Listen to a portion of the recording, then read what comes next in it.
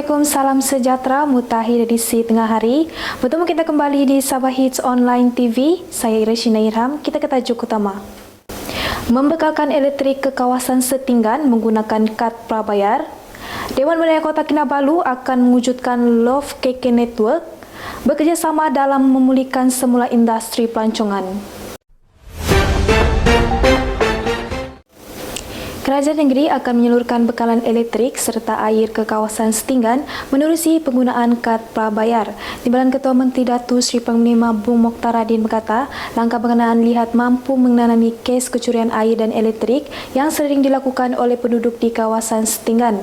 Selain itu, Bung Mokhtar yang juga Menteri Kerja Raya Sabah berkata, penyambungan air melalui pendekatan seumpama itu akan membolehkan kadar air tidak berhasil dan dapat dikurangkan kerana selama ini hanya 40% sahaja air digunakan oleh pengguna berbayar, manakala 60% lagi hilang begitu saja, termasuklah akibat kes mencuri air yang berlaku di kawasan setinggan seluruh Sabah.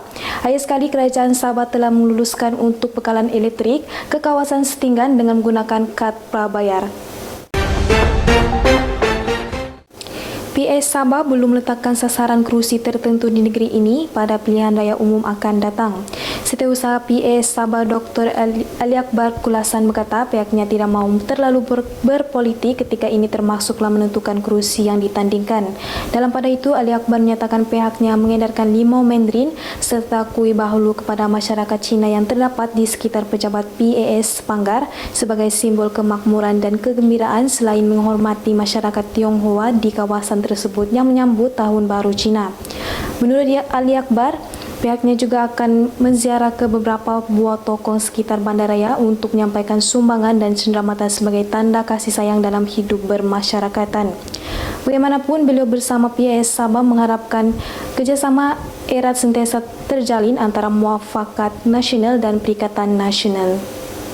Kita kembali selepas ini. Idola Angguni telah mengeluarkan produk kopi untuk kesihatan yang dinamakan sebagai Beat Coffee.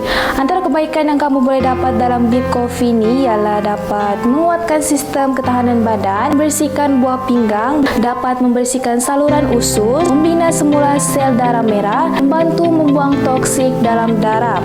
Ia juga dapat menerapkan zat pertumbuhan dalam badan, membantu merawat ulcer dan dapat mencegah penyakit konavari, mencantikkan dan menyerikan kulit.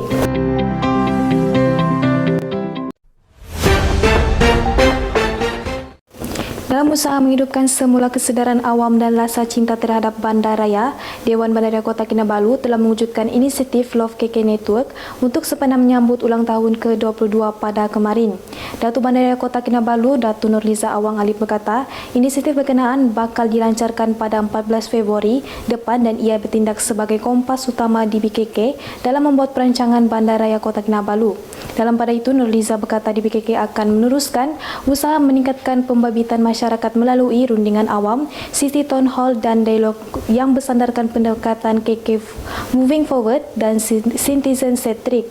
Sementara itu, beliau memaklumkan di BKK juga akan meneruskan hala tuju untuk meningkatkan tahap kebersihan dan pengurusan sisa pepejal secara bersepadu dengan kerjasama strategik bersama kumpulan-kumpulan komuniti atau badan bukan kerajaan bagi mewujudkan komuniti USD Posal, Pusat Kompas, Kitar Semula dan penyelesaian isu sampah atas air.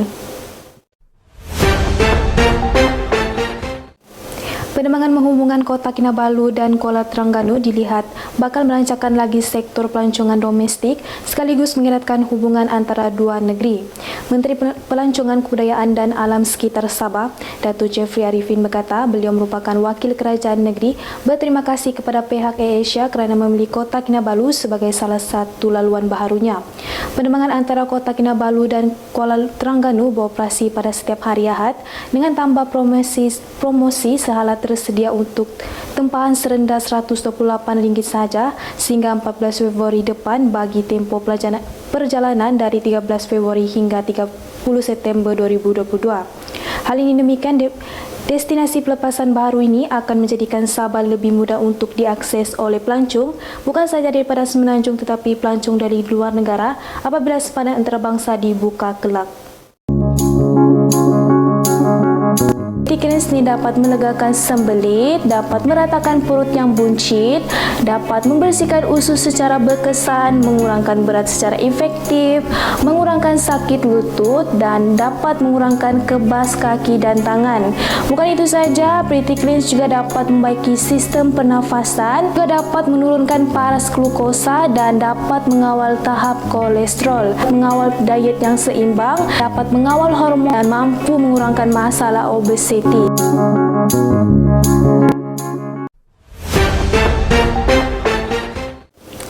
Tiga anak beranak termasuk dua kanak-kanak perempuan mengharungi detik cemas apabila kereta dinaiki mereka bertembung dengan sebuah pancuan 4 roda sebelum terbakar dalam kejadian di Batu 14 Jalan Apas pada kemarin.